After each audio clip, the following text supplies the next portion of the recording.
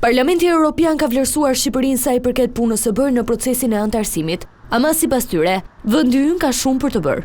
Parlamenti Evropian përshëndet angazhimin e jashtëzakonshëm të Shqipërisë ndaj integrimit evropian, të bazuar në konsensusin e të gjitha forcave politike dhe mbështetjen dërmuese të qytetarëve, si dhe vlerëson faktin që Shqipëria hapi të gjitha grup kapitujt e negociatave brenda vetëm 13 muajve.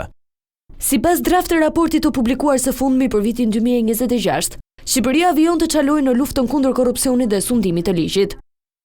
Thekson se korrupsioni mbetet një shqetësim serioz dhe se pavarësisht progresit në kuadrin ligjor dhe institucional, Shqipëria duhet të konsolidojë më tej rezultatet konkrete në hetime, ndjekje penale dhe vendime përfundimtare, veçanërisht në rastet e korrupsionit në nivelet e larta. Këmbgulse korrupsioni duhet adresuar në të gjitha nivelet në mënyrë që të forcohet besimi i qytetarëve në institucionet shtetërore dhe të krijohet një mjedis biznesi i parashikueshëm.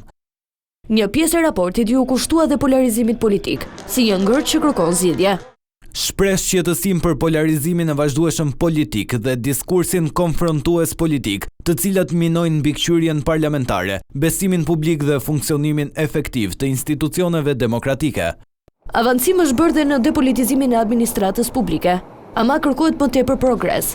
Pranon progresin arritur në reformën e administratës publike, përfshirë planifikimin strategjik dhe koordinimin. Thekson megjithatë se nevojiten përpjekje të mëtejshme për të garantuar rekrutimin mbi bazën meritore dhe depolitizimin e shërbimit civil. Draft raporti i Parlamentit Evropian për Shqipërinë u hartua nga eurodeputeti Andreas Schieder, i cili më herët të shprehur se synimi i vendit tonë për të mbyllur procesin e grup kapitujve brenda vitit 2027 është i arritshëm.